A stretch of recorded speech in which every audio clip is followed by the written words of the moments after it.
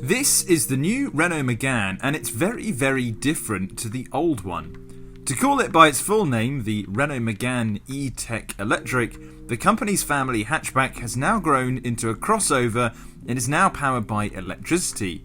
The name's a bit of a giveaway there. And there won't be a piston version either, and we'll explain why in our list of 5 things you need to know about the new Megane E-Tech Electric. But before I go any further, why not drop us a thumbs up if you like what you see, and subscribe for more awesome videos just like this one. So let's get to it. Why won't the new Megane be available with good old-fashioned engines? Well, it's based on an entirely new architecture, one that will underpin all Renault EVs in the future and, as the company puts it, is the result of more than 10 years worth of experience producing electric cars. The Zoe has been around for quite a while now. And speaking of the Zoe, the Megane E-Tech Electric is a fair bit bigger than the firm's current EV and is also larger than the current Megane. For context, it sits somewhere between a Volkswagen ID3 and ID4. Though it may look like an SUV, it's actually a hatchback. Its larger wheels, which are between 18 and 20 inches, and chunky proportions give it the silhouette of an SUV, not surprising given their popularity. It reminds us of the new DS4, and you can watch my static review of the DS4 by clicking the link in the top right hand corner. The face of the E-Tech Electric gets sharp LED headlights and angular daytime running lights, plus a smooth pebble-like snout. The rear meanwhile features a shallow rear screen, and Renault has integrated a lovely 3D effect within the rear lights. At the sides, the Megane's thin battery, more on that a bit later, allows a fairly low overall height of just 1.5 meters. The roof itself is raked back, and the rear windows are pinched towards the rear, concealing the door handles. At launch, you'll be able to pick up the Renault Megane E-Tech Electric in 2 forms. Entry-level cars pack a 40 kWh battery and single front motor, making 130 horsepower. Above that is a 60 kWh battery option, which is again paired with a single front motor, only power increases to 218 horsepower. The lesser battery will manage around 186 miles on a single charge, while the larger will manage 292 miles. Both come with up to 130 kilowatt charging speeds, meaning you can add around 120 miles of range in 30 minutes if you can find the right motorway charger. Oh, and Renault is making a big noise about its new battery. With a thickness of 11 centimeters, it's the thinnest battery on offer in the EV market, allowing for a lower center of gravity plus the chance for a completely flat floor inside.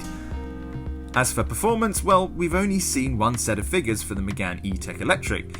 They are a 0 to 62 time of 7.4 seconds and a top speed of 100 miles per hour, which we assume are related to the top spec model. Those options aren't exactly face-melting, as we've come to expect from electric cars, but it's up there with normal EVs such as the Skoda Enyaq.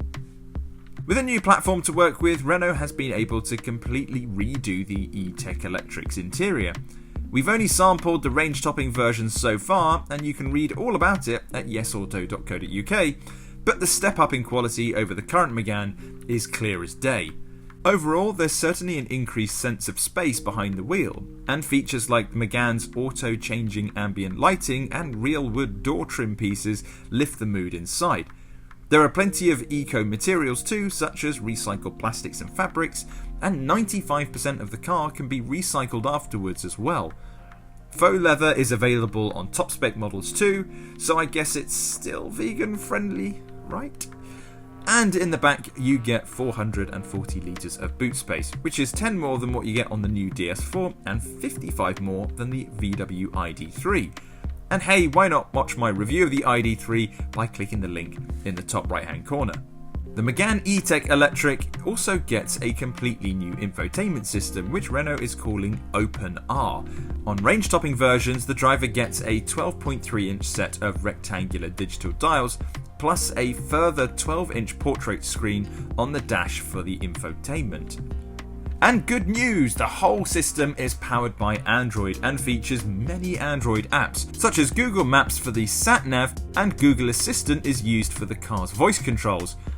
Oh, and if you have an iPhone, don't worry, Apple CarPlay comes as standard on every model, However, cheaper cars get a smaller 9-inch infotainment screen instead of the flashy 12.3-inch panel.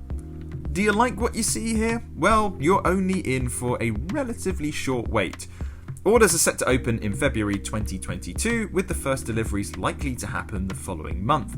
But if you live in the UK, there's a chance we might see cars slightly after that.